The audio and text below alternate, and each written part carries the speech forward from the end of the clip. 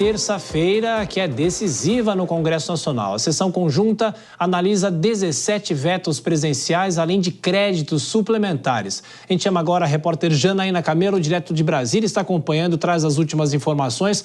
A criminalização das fake news abriu a votação. Como é que votaram os parlamentares? Janaína, boa noite para você, bom trabalho. Bem-vinda.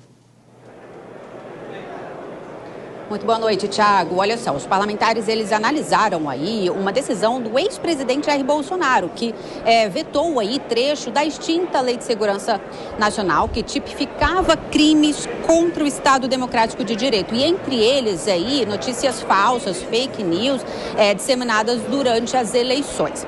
Então, o texto, ele previa aí uma punição de 5 anos de prisão para o crime de comunicação enganosa em massa, que era como estava sendo tipificado esse crime, que seria aí a prática da promoção ou financiamento aí de notícias falsas capazes de acabar atrapalhando aí as eleições.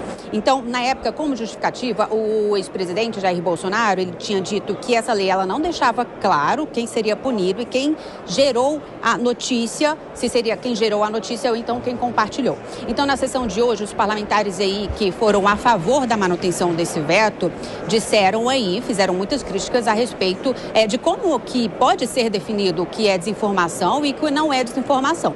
E os parlamentares que foram a favor pela derrubada do veto, né, parlamentares representando aí a base governista, chamaram aí esse veto de vergonhoso e disseram aí que ao vetar o trecho aí dessa lei, extinta lei, que depois foi incorporada ao Código Penal, o ex-presidente Jair Bolsonaro, ele tinha segundas intenções pessoais. Então, no final, o placar, a maioria aí que venceu, né, o placar ficou em 317 votos pela manutenção do veto e 139 votos contra esse veto. Thiago.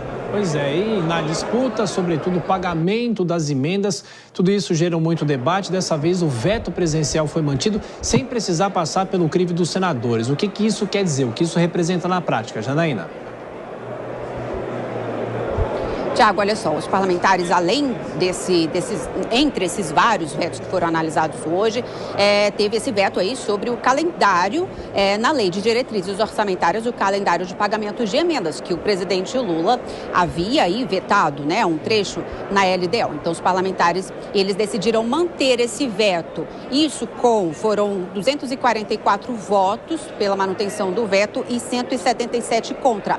Isso só foi possível porque houve um acordo do governo com o Congresso, né? A gente lembra que em fevereiro o governo decretou, o presidente Lula aí publicou um decreto estabelecendo aí o pagamento de 20 bilhões e meio em emendas parlamentares, tanto individual, de comissão, até o final de junho, até o dia 30 de junho. E isso porque antes, no início do ano, o governo foi muito criticado porque vetou o trecho da LDO, né, com esse calendário aí de pagamentos de emendas. Então, acabou que o governo depois entrou no acordo aí com o Legislativo, decretou esse pagamento de 20 bilhões e meio até o final de junho e tudo ficou certo. Então, agora os parlamentares decidiram manter esse veto. Thiago. Agora, Janaína, todo mundo estava esperando a decisão sobre a saída temporária dos presos. As apostas estavam feitas, né? Mas foi uma derrota do governo. Foi sim, Thiago, o que já era esperado, né? Então, acabou que o Congresso, primeiro a Câmara votou ali na sessão, a maioria dos deputados votaram pela derrubada desse veto, né? Da chamada saidinha de presos em feriados, em datas comemorativas, isso para visita às famílias ou então para participar aí de práticas de ressocialização, porque o benefício ele continua sendo mantido no caso do presidiário que precisa sair para estudos. Então, esse veto, como já era esperado, ele acabou sendo mesmo derrubado e, como você disse, mais uma derrota aí para o governo federal aqui no Congresso. Thiago. É isso. Janaína Camelo trazendo as últimas informações, Congresso ainda cheio, a sessão do Senado em conjunto com a Câmara em andamento. Você volta daqui a pouco com outras informações. Eu vou já chamar os nossos comentaristas, Dora Kramer e o Cristiano Vilela, conosco aqui nos estúdios. Dora, boa noite para você. Indo por partes, a gente começa falando sobre a saidinha e essa era já uma derrota praticamente certa do governo. O governo tentou alguma negociação, mas não conseguiu. Bem-vinda.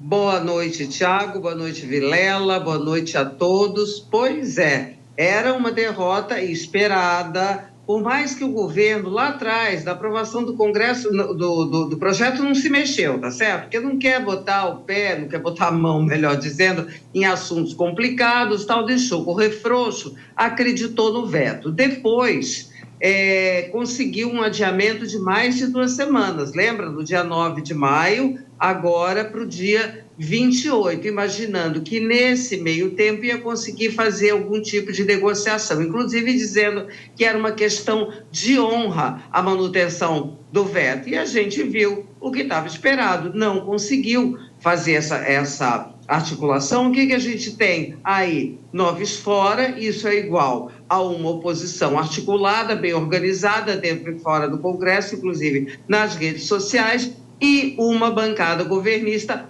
totalmente desarticulada. E não adianta ficar culpando A, B ou C, Alexandre Padilha. Não, é um conjunto da obra que não está dando certo. Agora, Vilela, boa noite para você, bem-vindo também. Em relação à saidinha temporária, agora totalmente proibida, porque o veto do presidente abria uma brecha para alguns casos. E eu pergunto, daqui para frente, o que essa decisão vai representar para o sistema carcerário brasileiro? Será que entidades devem recorrer disso? O Supremo pode entrar nessa discussão também? Bem-vindo. Boa noite, Thiago. Boa noite, Dora e todos que acompanham o Jornal Jovem Pan.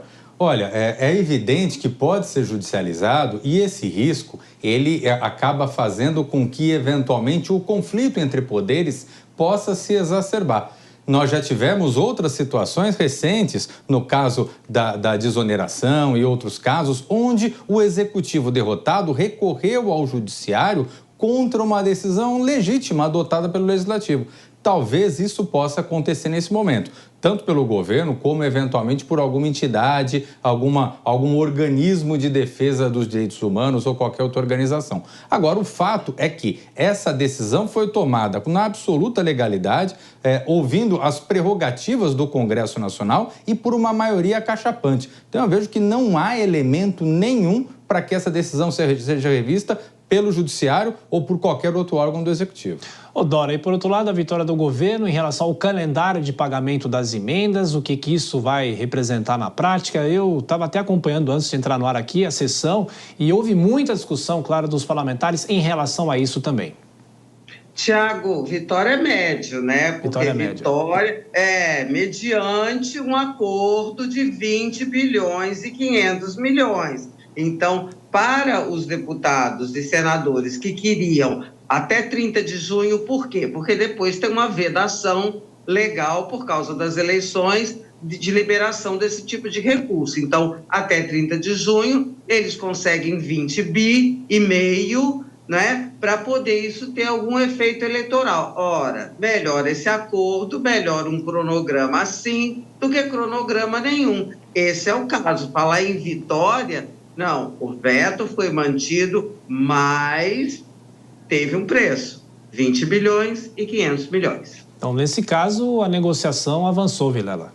Pois é, e aí fica evidenciado que o governo não tem maioria, não tem base no Congresso. Em temas espinhosos, o governo é derrotado, exceto quando acaba cedendo à pressão e ao jogo político, como nesse caso, onde abriu o cofre com 20 bilhões de emendas que foram solicitadas, requeridas pelo Legislativo, como a Dora bem colocou, para atender a base, especialmente no ano de eleições municipais. Dora, é sobre um veto que sobrou do governo passado, de Jair Bolsonaro, em relação ao não transformar em crime a divulgação de fake news. Essa sim é uma derrota do governo atual? Né? Porque você vê aí os números, está aqui, 317 a 139, né? É aquela coisa, o Cristiano acabou de falar, o governo não tem base, e mais, não tem base organizada, porque a base que tem é completamente desorganizada. Agora, eu estou vendo os comentários, acompanhando sobre essa questão, e aí acho que estão um pouco... tem uma coisa esquisita aqui. Foi um mosquito que passou. Tem um certo exagero, as pessoas dizendo aí a democracia ameaçada. Gente, calma, menos. Porque você não tem ainda a regulação das fake news, certo? Não tem. Projeto não se fez. Quando for Isso, quando essa questão for colocada, aí sim se pode falar. Primeiro, que aí vai estar definido o que é, o que não é fake news, que vamos e venhamos. A gente sabe o que é mentira, mas de modo a enquadrar na lei não está definido, né? Então, quando for definido isso, também é possível que se coloque algum tipo de punição. Agora, vai ser difícil para o governo, como a gente está vendo na taxa aí, o resultado, o placar, né? Vilela, a Dora já antecipou também essa discussão futura, né? Assim como a saidinha que a gente falou. O que acontece a partir daqui? Se o Congresso fizer uma regulamentação, tem a ver também com as discussões na própria Justiça, o Supremo, até o Tribunal Superior Eleitoral? Pois é, e você vê que o X da questão é a conceituação de fake news. Porque a partir do momento que ficar evidenciado, conceituado, e onde esse conceito ele passar a ser empregado daí nas decisões judiciais, nas decisões administrativas, eu não tenho dúvida que vai avançar a possibilidade de regulamentação. Agora, enquanto você tem esse conceito fluido, porque quando você fala de uma fake news evidente, isso é muito simples, ou uma verdade chapada também é muito simples, mas o problema está no meio do caminho e para isso é necessário uma conceituação onde fique evidenciado e aí sim você possa regulamentar o tema com liberdade e com a garantia constitucional da liberdade de opinião que todo mundo tem que ter. Dori, só para a gente fechar então essa discussão, o Congresso agora está encerrando a sessão conjunta, tem um saldo parcial, pelo menos, né? Porque a gente ainda não sabe absolutamente tudo que foi analisado e essa sessão pode continuar amanhã. Pois é, porque tinha os versos importantes, a gente falou, quer dizer, importante, tudo é importante, né? Mas, assim, do ponto de vista da opinião pública, não dá para dizer que o governo se saiu bem, né? Se você me pede um saldo de 2,5, porque eu não vou botar um 2-1, porque, como eu disse, aquilo lá não foi uma vitória, tá? Então, é um 2,5.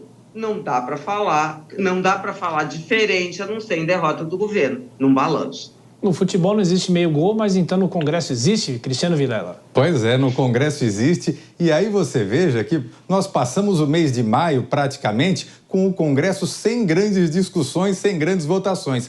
E chegou aos 45 do segundo tempo, nós estamos tendo uma semana curta, porém agitada.